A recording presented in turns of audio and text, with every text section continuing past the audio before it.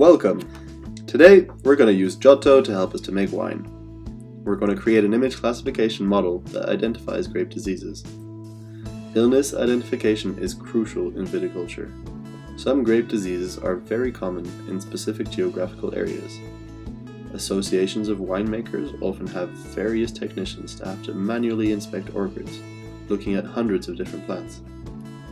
We're going to create a model that is able to automatically identify plants affected by the diseases, just by looking at photos of their leaves.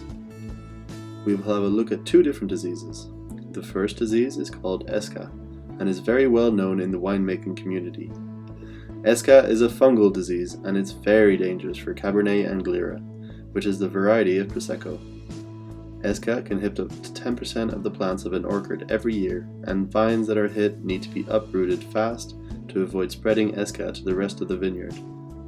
The second disease we'll look at is GFLV. This disease brings a minor reduction in production, but is not as dangerous as ESCA. To create a model with Giotto, we prepared a dataset with this structure. There's a folder for the ESCA images, a folder for the GFLV images, and a folder for their healthy leaves. All these images were taken recently on a vineyard in Italy from a social winemaking cooperative. We log into our account and start creating. I've already done some experiments to identify the best parameter choice. Feel free to experiment with Giotto. Model training cost is very low, and you will be able to test plenty of combinations before committing to a model.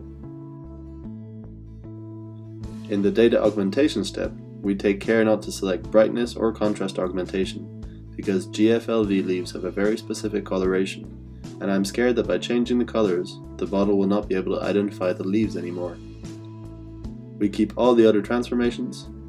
In the model selection step, we choose ResNet 34. We train for 10 epochs and wait for it to finish. Here we have a look at how it performed. The model performed perfectly. We trained it on less than 250 images, and it was given 60 new images to classify. It correctly assigned the label to all of them.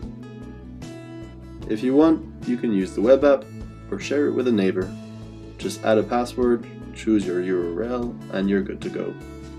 Thanks for following. See you next time. Giotto.